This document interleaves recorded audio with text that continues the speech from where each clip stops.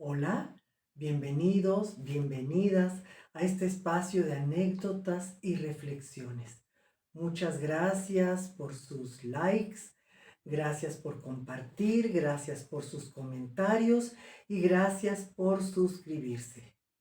Bueno, quisiera platicar hoy de la enseñanza tradicional, pero también qué sucede cuando incorporamos los lenguajes artísticos en los procesos formativos, en los procesos de vida, pues con los niños, con las niñas y los adultos también, que en este momento, en el aquí y en el ahora, bien nos hace también recuperar todos estos aspectos que con la vida social a veces se adormecen.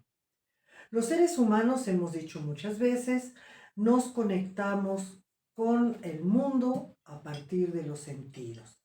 La vista, el olfato, el gusto, el tacto, el oído y también esa percepción que obtenemos del ambiente, del entorno.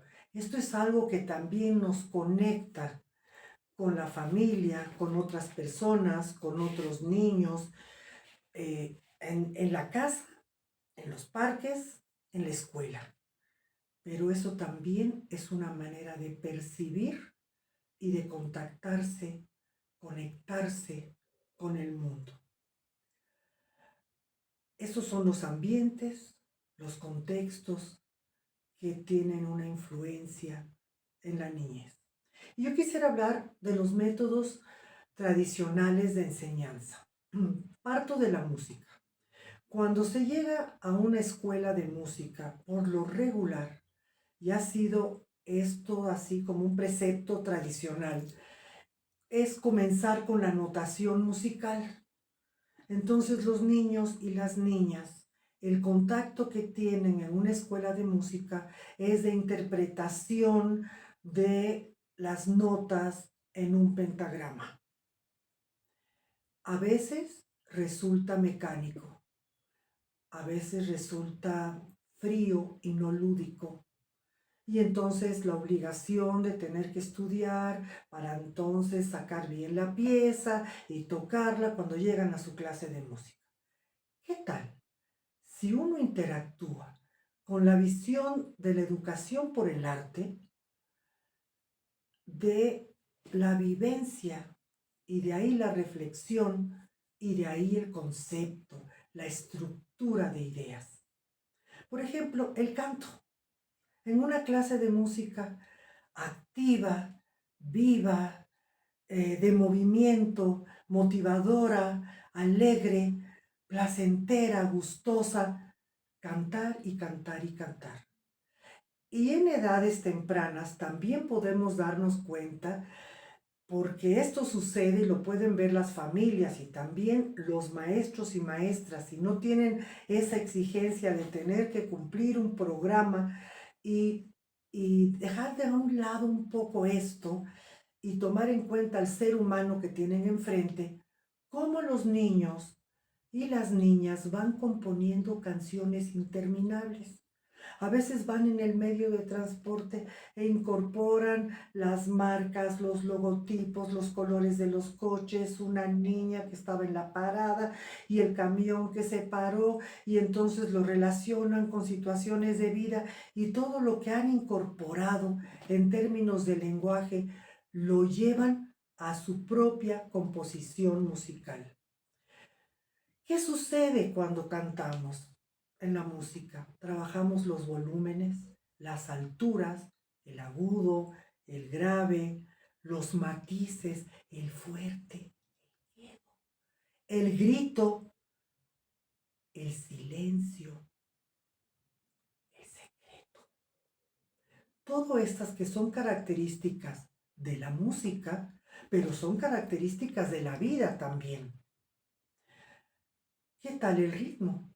Cuando estamos trabajando con instrumentos de percusión, la distribución del sonido y los silencios en el tiempo, toda una estructura matemática que tiene la música en el ritmo. También manejamos las velocidades, las intensidades, la ejecución de instrumentos musicales, cantar y tocar al mismo tiempo. Fíjense, todos estos elementos que podemos practicar y tener la experiencia a partir de la música, si lo llevamos en el conocimiento de vida del entorno, estamos captando muchísimas cosas, porque todos estos elementos que yo les he mencionado existen en la naturaleza, existen en los temperamentos humanos. Por ejemplo, un ensamble musical podemos practicarlo con la conciencia de que la voz de un instrumento individual puede ser una persona, pero si es un dúo, es la manera en que se conecta de manera armoniosa, armónica con el otro. También es una conducta humana. Pero si es un ensamble de mayor cantidad de instrumentos, unos instrumentos grandes, unos pequeños, unos de sonidos muy agudos, otros de sonidos muy graves, o las percusiones y las intensidades, es como estar interactuando con una sociedad, pero es la orquesta. Todo esto nos lo revela al contactar con la música. Pero ¿qué tal con la expresión corporal? Con el movimiento. Nos da la ubicación espacial, la lateralidad, el cuerpo habla, la gesticulación, las posturas, incluso podemos tener movimientos abstractos, movernos como el viento, movernos como una bolita de algodón, movernos como un insecto y empezar a integrar también las imágenes de lo que los niños y las niñas conocen y van descubriendo en el mundo. Obviamente también en el movimiento y en la expresión corporal están las emociones, los sentimientos, eh, que puede ser en una interpretación individual, pero también grupal. ¿Cómo nos conectamos con el otro en términos del cuerpo? ¿Qué le decimos al otro por nuestra expresión corporal? Es la movilidad, en ello está la psicomotricidad, como les decía, la ubicación del espacio, la composición en el espacio, cómo transitamos en un espacio de danza y de expresión y movimiento del cuerpo. Esto también es una analogía con la vida, cómo nos movemos en la vida, tropezamos con las demás personas, no tropezamos, fluimos, no fluimos, nos detenemos, nos apuramos, caminamos lento. Todas estas cuestiones de vida están implicadas al contactar con los lenguajes artísticos. Por ejemplo, el teatro, la creación de personajes, la experimentación de los diferentes roles humanos vivos de la naturaleza o de los objetos inanimados. El uso del lenguaje, el valor de la palabra, la creación de los diálogos o de un monólogo, buscar una historia donde haya un conflicto en el teatro y cómo lo solucionamos. Esto también es una rebanada de vida.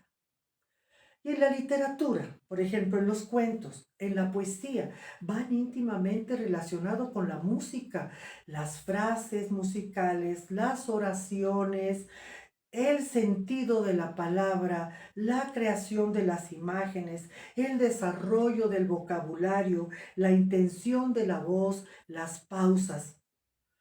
Todo esto lo da el arte. Por eso es maravilloso cuando a un niño se le dice, mira, todo esto que ya sabes hacer, que ya lo experimentaste, se llama así y se escribe así. Y como de una manera mágica, como le decía la gran pedagoga Emilia Ferreiro, es un momento mágico el que permite que surja la lectoescritura. Es un momento mágico para entender un fenómeno de la naturaleza y entonces la interacción con la teoría y la academia. Por eso, la vivencia, la reflexión y el concepto es la estructura, es la base para interactuar y combinar la teoría con la práctica. Muchísimas gracias. Nos vemos muy pronto. Seguiremos platicando de muchísimos temas relacionados con el arte, la educación, la infancia y por favor si me pueden hacer preguntas o sugerir temas, para mí será maravilloso. De nuevo, gracias. Nos vemos pronto.